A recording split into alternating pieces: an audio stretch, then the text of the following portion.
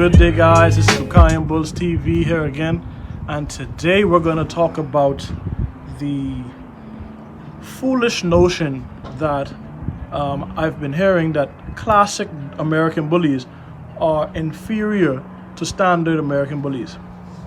Now, let's start with point one. These dogs are the same dog. They are both supposed to be 17 inches in height to 20 inches. Okay?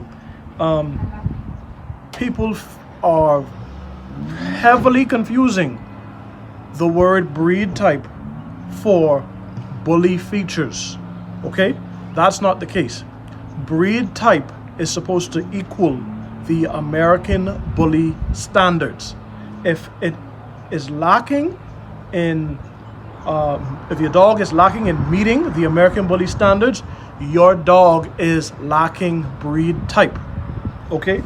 I personally, or we here at Bullies TV, we are sick of people calling classics pit bulls. You have a dog like Sweet and Low that won ABKC Nationals in 2014, and she is being called by some people a classic. And the thing is, I don't understand how you even come up with this criteria, because every year it's changing. Every year a dog that won nationals, not this is not every year, but Sweet and Low, a dog that won nationals as an American bully standard female, people are now calling a classic. How does that make sense? In what way does that make sense to you? Nobody, even the ABKC, wants to draw the line and say where the American bully should develop in terms of the extreme features. How far should you go? And I am tired of having this conversation. We've had it many times here. But I got into this back and forth with Khan on Facebook because I can't remember what the conversation started with, but I have the I screenshot some of the conversation here so that you can see and read it for yourself. I was talking about a dog like Vegas that is a Waffle House son, and he referred to him as a UKC pit bull. So I said to Khan, that's fine. If Vegas is a UKC pit bull, does that make Grim a bulldog? And he said no. Now, does that make any sense?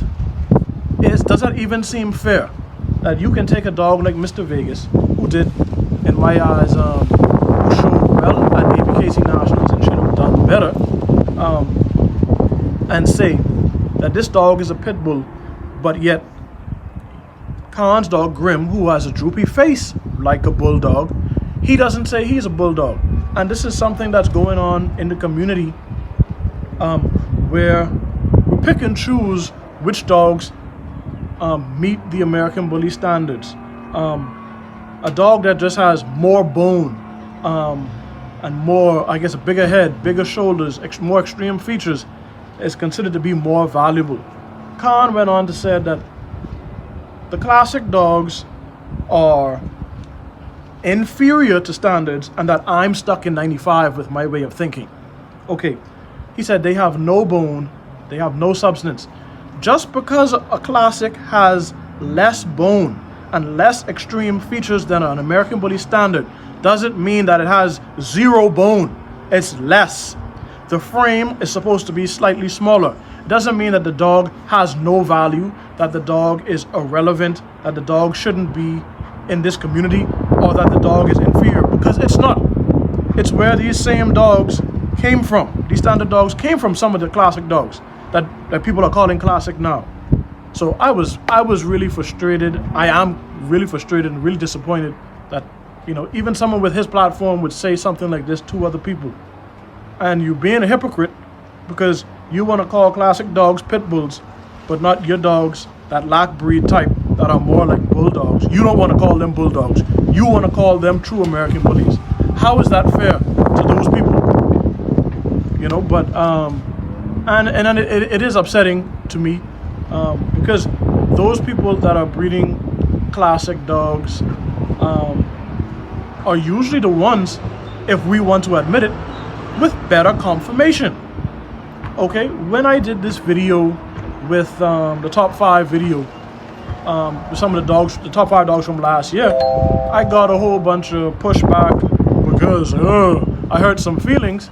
But when you look at the dogs, when you look at Zero, when you look at Madden, when you look at Napalm, I didn't say they were bad dogs. I just said they have flaws. So let's not ignore the flaws and make it seem like these dogs are perfect. My point is, most dogs have flaws. If they have a flaw, how are you going to breed it to make sure that the offspring is better than said dog? That's all I was saying. That's all it's about. Breed type, bully features is not more important than the breed standards and conformation and health. And that is the biggest problem in the community today. And if we can wrap our minds around that, understanding that health and conformation comes first, these dogs would be so much healthier, they would live so much longer, and everyone would be in a better place when it came to the American Bully breeders. Okay? That's all we have to say today. Sorry I might have got a little out of control, but that's what it is. If you like the video, feel free to subscribe. Feel free to like and share and comment and tell me what you think. I think the standards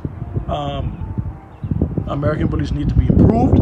I think the classics should be here to stay. They definitely have a place in this community, but I think they need to be more respected if they're going to be around. Earlier in another video, I said if they're not going to be treated respectfully, then get rid of it, because they should be judged the same as an American Bully standard. There's no point in having a separate class that you are going to say, well, they shouldn't really be here, so we're not going to give them the same kind of fair judgment and fair evaluation. Okay? That's all I wanted to say here today, guys. Bullies TV, we appreciate you. Stay tuned next week.